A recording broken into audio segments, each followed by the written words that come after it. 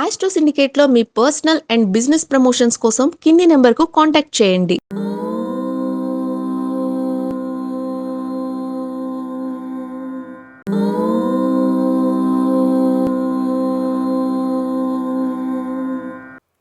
ఓం శ్రీ గురుభ్యో నమః.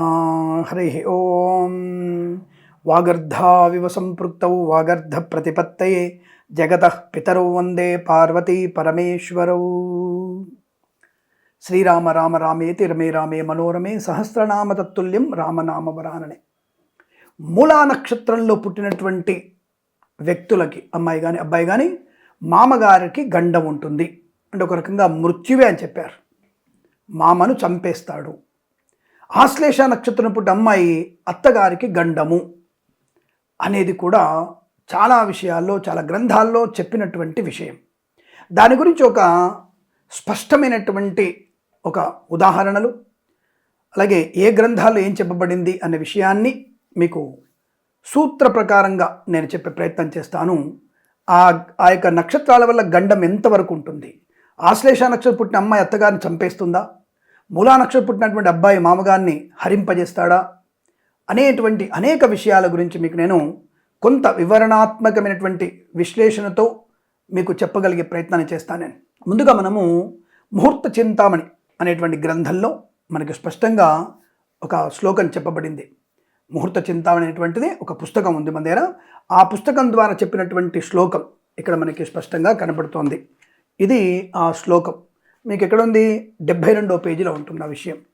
ఈ విషయాన్ని గమనించుకోండి. అలాగే నారద వచనాలు, అలాగే కొంతమంది సూత్రకారుల యొక్క విశ్లేషణ కూడా మీకు నేను చెప్పే ప్రయత్నం చేస్తాను.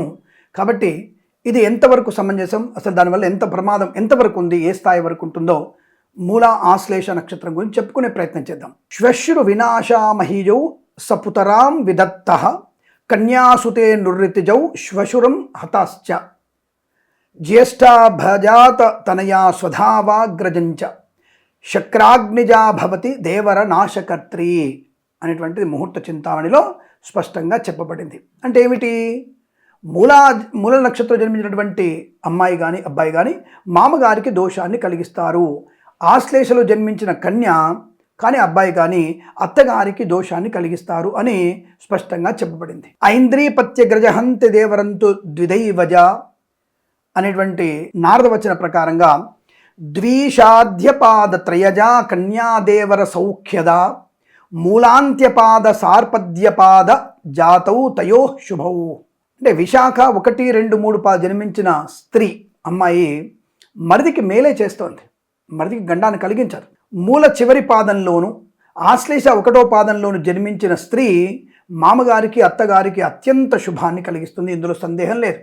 ఇదే మనకి అపవాదుల్ని సరిగ్గా మనం అర్థం చేసుకునే ప్రయత్నం చేయాలి. భవనుడు అనేటువంటి ఒక జ్యోతిష్య అగ్రజుడు విశాఖ తులయాయుక్త దేవరస్య శుభావహ విశాఖ వృశ్చికోద్భూత దేవరం హంత్య సంశయం అన్నటువంటి విషయంలోను నారద మహర్షి చెప్పినటువంటి నహంతి దేవరం కన్యా తులా మిశ్రద్విదైవజ చతుర్థ పాదాజాత్యాజ్య దుష్టా వృశ్చిక పుచ్చవత్ అన్నటువంటిది. అంటే వృద్ధనారుడు చెప్పినటువంటి ఒక విషయం, నారద మహర్షి చెప్పినటువంటి ఒక విషయం.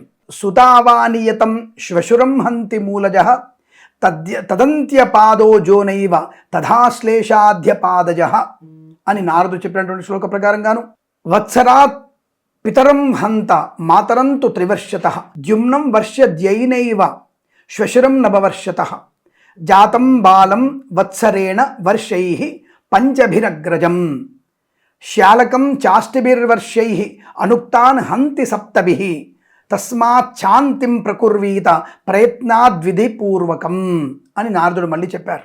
అంటే ఈ వచనాలను ఏం చెప్తున్నాయంటే ఆయా గండ దోషాలకు కాలపరిమితి ఉంటుందని అర్థం. దానికి శాంతి చేసుకుంటే సరిపోతుంది. అంటే ఇక్కడ ఏమిటి, మూలా నక్షత్రంలో 3వ పాదంలో పుట్టిన వారికి, ఆశ్లేష నక్షత్రంలో పుట్టినటువంటి 1వ పాదం పుట్టిన వారికి ఈ యొక్క దోషం ఎక్కువగా ఉంటుందని అర్థం. మరి అలాంటప్పుడు మరి వాళ్ళు పెళ్ళిళ్ళు చేసుకోవద్దా అని అడిగితే లేదండి. ఇక్కడ ఈ యొక్క నక్షత్రంలో పుట్టిన ఈ గండ నక్షత్రాల్లో పుట్టినటువంటి వాళ్ళకి శాంతి చేసుకుంటే తొలగిపోతుందని అర్థం స్పష్టంగా చెప్పబడుతుంది. అంటే నక్షత్ర శాంతి చేసుకోవాలి అని అర్థం.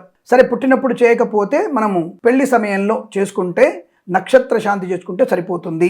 ఇక్కడ మరి ఆయా సమయంలో ఆ నక్షత్రాలు పుట్టిన వారికి తండ్రికి దోషం సంవత్సరంలోను, తల్లికి 3 సంవత్సరాల్లోను, ధనలోటు 2 సంవత్సరాల వరకు, మామగారికి 9 సంవత్సరాల్లోను, బాలుడికి 1 సంవత్సరం లోపు, అన్నకు 5 సంవత్సరాల లోపు, శాలకునికి అంటే బావమరిదికి 8 సంవత్సరాల లోపును. ఈ యొక్క ఇక్కడ చెప్పని వ్యక్తులకు సమయ దోషం 7 అంటే కొంతమందికి అన్నలకి, వదినలకి, అలాంటి వారికి కూడా 7 సంవత్సరాల్లో దోషం కనిపిస్తుందని అర్థం. అంటే వదిన అంటే ఎవరు? ఇక్కడ మేనత్త, మేనమామ కొడుకు కూడా కావచ్చు. ఓకేనా? అందువలన మనము స్పష్టంగా ఈ యొక్క గ్రంథాలను అనుసరించి, ధర్మశాస్త్రాన్ని అనుసరించి శాంతి చేసుకుంటే, అంటే నక్షత్ర శాంతి చేస్తే దోషం ఉండదనే విషయం స్పష్టంగా చెప్పబడింది. ఆయా శ్లోకాలకి అర్థం అదే. భవనుడు, నారదుడు, వృద్ధ నారదుడు చెప్పినటువంటి విషయాల్ని మనం స్పష్టంగా తెలుసుకోవాలి. అంటే ఇప్పుడు ఈ విషయాల్ని ఎప్పుడు లెక్కలో తీసుకోవాలి మనము? పూర్వకాలంలో 8వ సంవత్సరంలోపు, అష్టవర్షాద్ భవేత్ కన్యాం, అంటే 8 సంవత్సరంలోపు ఉన్నటువంటి బాలికకు, బాలుడికి వివాహం చేసిన సమయంలో, అంటే బాల్య వివాహాల సమయంలో ఈ మూల, ఆశ్లేష నక్షత్రాలు ప్రధానంగా దోషాలుగా కనబడేవి. అవి పుట్టినప్పటి నుంచి 10 సంవత్సరాలు, దాదాపుగా 10 సంవత్సరాల వరకు ఈ పరిమితి అంటుంది. అంటే ఈ 10 సంవత్సరాల వరకు ఈ యొక్క నక్షత్రాల యొక్క దోషం వాళ్ళ కిందాక చెప్పుకున్నట్టుగా వారికి ఆ దోష ప్రభావం ఉంటుందనే విషయాన్ని చెప్పబడింది. ఆ 10 సంవత్సరాల తర్వాత ఆ దోషం అనేది, అంటే మూలా నక్షత్ర దోషం అనేది ఉండదు అన్న విషయాన్ని స్పష్టంగా మనం తెలుసుకోవచ్చును. కాబట్టి ఇక్కడ మనం ఏం చెప్పుకోవాలి? మనం ఇప్పుడు ఇక్కడ మీకు విశాఖ 1 జన్మించిన స్త్రీ మరిదికి మేలే చేస్తుంది. అలాగే మూల చివరి పాదంలో, అంటే 3వ 4వ పాదం, ఆశ్లేష 1వ జన్మించిన స్త్రీ మామగారికి, అత్తగారికి శుభాన్ని కలిగిస్తుంది. కాబట్టి దోషం ఎవరికి దోషం ఇది? ఆశ్లేష 4వ పాదము, మూల 1, 2, 3 పాదాలు మాత్రమే దోషాన్ని కలిగిస్తాయి. అందులోనూ ఆశ్లేష 1వ పాదం అలాగే మూల 3వ పాదమే ఎక్కువగా దోషాన్ని కలిగిస్తాయి అని చెప్పబడింది. దానికి శాంతి చేసుకుంటే సరిపోతుంది అన్న విషయం చెబుతూ, ఇది కాలపరిమితి 10 సంవత్సరాల వరకు మాత్రమేమని సుస్పష్టంగా మన గ్రంథాలని చెబుతున్నా మన వాళ్ళు దాన్ని పట్టుకొని మూల 3వ పాదం గండం, ఆశ్లేష అత్త గండం అనేటువంటి విషయాన్ని ప్రజల్లోకి తీసుకెళ్ళిపోయారు. ఈ విషయాన్ని మీరందరూ గమనించుకోండి. మనము సామాజిక స్పృహని పెంచుకోవాలి. శాస్త్రం ఏం చెబుతోంది, ఎంత లోతుగా చెబుతోంది, దాన్ని ఎలా మనం స్వీకరించాలనే విషయాన్ని తెలుసుకొని మీరందరూ కూడా ఈ విధంగా, ఒకవేళ వాళ్ళు నక్షత్ర శాంతి చేయకపోతే, మీకు ఆశ్లేష నక్షత్రం అమ్మాయి కనబడింది, పాపం చాలా బాగుంది, అమ్మాయికి విద్య ఉంది, ఉత్తమమైనటువంటి గుణగణాలు ఉన్నాయి, అమ్మాయిని చేసుకుంటే మంచి అనుకున్న వాళ్ళు, ఒకవేళ మీకు సంశయం ఉంటే, 10 ఏళ్ళు దాటిపోయింది కాబట్టి అటువంటి దోషాలు ఏమీ లేవు, ఇది క్లారిటీ. ఇప్పుడు 18 ఏళ్ళ ఎవరు పెళ్లి చేసుకునే ఎవరు లేడు, ఆ విషయం కనబడుతుంది. 30 ఏళ్ళ దాకా ఎవరు పెళ్లిళ్ళు చేసుకోవట్లేరు. కాబట్టి మీరు ఆ విషయం గురించి సంశయం అక్కర్లేదు. అయినా సరే ఒకవేళ ఆశ్లేష నక్షత్ర భావన ఉంటే, మీరు అమ్మాయి నచ్చినట్టయితే మీరు ఆశ్లేష నక్షత్ర శాంతి అమ్మాయికి చేయించండి. లేదా కాబోయే వియంపులు మీకు ఇష్టమైనట్టయితే ఆ వియంపులతో మీరు ఎంగేజ్మెంట్, అంటే నిశ్చయితాంబులాలు అయిన తర్వాత అమ్మాయికి ఆశ్లేష నక్షత్ర జపం చేయించండి. దాని తదనుగుణంగా శాంతి చేయించండి, సరిపోతుంది. అలాగే అబ్బాయి నచ్చాడు, మూలా నక్షత్రం ఉన్నాడు పాపం అబ్బాయి, 1, 2, 3 పాదాల్లో పుట్టాడు, 3వ పాదం ఇంకా భయం ఉంది, మళ్ళీ అక్కడ కూడా 10 ఏళ్ళు నిండితే దోషం లేదు. అయినా మీకు సంశయం ఉంటే ఈ యొక్క నిశ్చయితాంబులు అయిన తర్వాత అబ్బాయికి కూడా మీరు మూలా నక్షత్ర శాంతి చేయించండి, హాయిగా వివాహం చేసుకోండి, అద్భుతంగా ఉంటుంది. ఈ విషయం గురించి నేను చాలాసార్లు చాలా టీవీలలో నేను ప్రస్తావించాను. మా యొక్క ఒక సోదరుడు, మా చిన్నమ్మ వాళ్ళ అబ్బాయే, మా అమ్మ చెల్లెలు గారు కుమారుడే, స్పష్టంగా వాడు మూల నక్షత్రంలో పుట్టిన ఆయన మామగారు ఇప్పటికి కూడా బ్రహ్మాండమైనటువంటి వయసు 70 ఏళ్ళ దాకా వచ్చినా సరే ఆయన బ్రహ్మాండంగా నడుస్తూనే ఉన్నారు. ఆయన సొంతంగా పని చేసుకుంటున్నారు, వృత్తి పౌరోహిత్యంలో బ్రహ్మాండంగా ఉన్నారు, ఇల్లు కట్టారు, 2, 3 ఇల్లు కట్టారు, పిల్లలకి అందరికి పెళ్లిళ్ళు చేశారు. ఇలా అనేక రకాల శుభయోగాలతో హాయిగా చల్లగా సంతోషంగా ఉన్నారు. ఈ యొక్క చేసుకున్నటువంటి పిల్ల మంచి సంతానం కూడా ఉంది. ఇక్కడ అద్భుతంగా ఉన్నారు, ఎటువంటి ఇబ్బందులు లేవు వాళ్ళకి. మరి ఈ విషయాన్ని ప్రత్యక్షంగా చెప్తూనే ఉన్నాను కదా, అనుభవంతో ఒకటి చెప్తున్నాను, శాస్త్రంగా ఒకటి చెప్తున్నాను. కాబట్టి ఇక మీదటైనా సరే మూలా నక్షత్రం అనేటువంటి పిల్లవాడి గురించి, ఆశ్లేష నక్షత్రం అమ్మాయి గురించి మీరు కంగారు పడి అనవసరమైనటువంటి ఇబ్బందులు పడకండి. శాస్త్రాన్ని పూర్తిగా అర్థం చేసుకొని మనము కనుక హాయిగా వారితో వివాహం చేసుకున్నా మీకు శుభమే కలుగుతుంది, అఖండ ఐశ్వర్యం ఉంటుంది, ఆనందప్రదమైనటువంటి జీవన ప్రమాణాలు కూడా ఉంటాయనే విషయాన్ని గుర్తుంచుకొని ఈ నక్షత్రాల గురించి అధికంగా చింత చేయకండి.